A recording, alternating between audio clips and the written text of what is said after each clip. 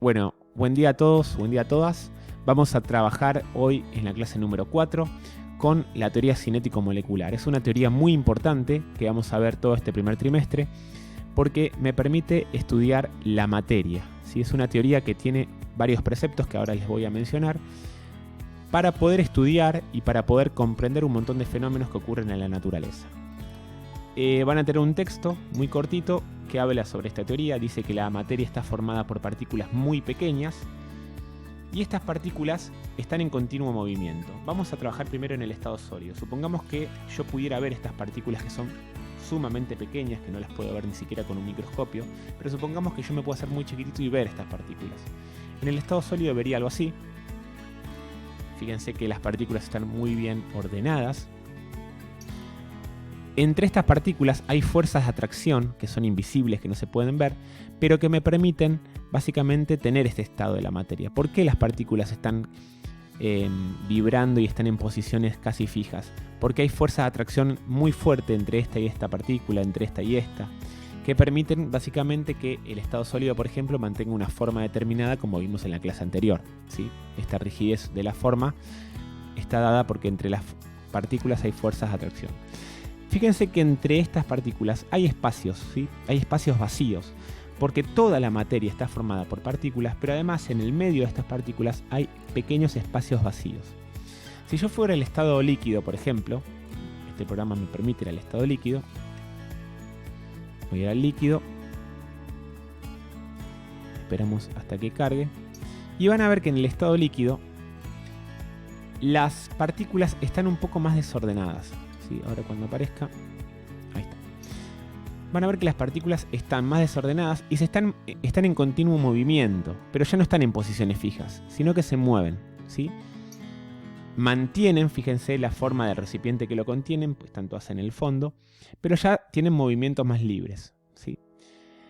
¿Hay fuerza de atracción entre estas partículas y estas partículas? Sí, pero ya son más débiles que en el estado sólido. En el estado sólido, recuerden que eran mucho más fuertes porque estaban rígidas las partículas. Y en el estado gaseoso, lo vamos a poner acá, vamos a ir a la parte de gases, van a ver que las partículas están mucho más separadas entre sí, se mueven por todos lados, ya no respetan la forma del recipiente, del fondo del recipiente, sino que se respetan la forma de todo el recipiente, si se mueven por todo el espacio. Las fuerzas de atracción entre esta partícula y esta son mucho más débiles, casi inexistentes, vamos a considerar que no existen, ¿sí? Y fíjense que ahora tienen movimiento independiente, se mueven para todos lados por todo el recipiente que los contiene. Entonces ya sabemos, vamos a volver al documento, que la teoría cinético-molecular dice que la materia está formada por partículas muy pequeñas que son invisibles, ¿sí? Yo no las puedo ver ni siquiera con un super microscopio, que estas partículas están en continuo movimiento, incluso en el estado sólido, porque recuerden que vibran en ese estado, y entre las partículas existen fuerzas de atracción, ¿sí?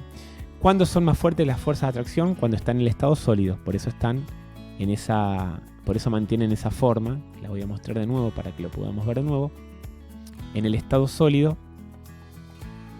fíjense que la forma se mantiene, las partículas vibran y las fuerzas de atracción son muy fuertes, mucho más fuertes que en el estado líquido y mucho más fuertes que en el estado gaseoso, obviamente.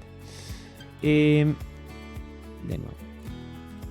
Bien, y recuerden que en el medio de esas partículas hay espacios vacíos, ¿sí? No me acuerdo si hay alguna cuestión más. Me parece que ya con estos datos ya pueden trabajar con las actividades. Revean este video como para ver qué pasa en el estado sólido, en el estado líquido y en el estado gaseoso. Y lo último que nos queda por ver es qué pasa cuando aumenta la temperatura de un cuerpo. Por ejemplo, vamos a suponer que yo aumento la temperatura, lo llevo al calor, ¿no? Empieza a aumentar la temperatura, acá este programa me permite variar la temperatura. Fíjense lo que pasa con las partículas a medida que yo aumento la temperatura. Mantienen su posición, pero empiezan a vibrar cada vez más, ¿sí? Si yo sigo subiendo, vibran cada vez más. Si yo bajara la temperatura de este cuerpo, fíjense lo que pasa con las partículas. Se empiezan a mover cada vez menos. ¿Por qué? Porque la temperatura básicamente mide cómo se mueven las partículas. A mayor temperatura se mueven más, a menor temperatura se mueven menos. Lo vamos a hacer también con los líquidos. Acá vemos el líquido. De nuevo, tengo las partículas que se están moviendo mucho más. Están más desordenadas. De nuevo, si empieza a aumentar más la temperatura, fíjense que las partículas se empiezan a mover cada vez más. Por eso empezamos a trabajar con una propiedad muy importante que es la temperatura. ¿Sí? La temperatura me permite a mí saber cómo se mueven estas partículas. Y vamos al estado gaseoso. También, si yo aumento la temperatura, fíjense que las partículas se empiezan a mover cada vez más. Si la temperatura disminuye, se empiezan a mover cada vez menos.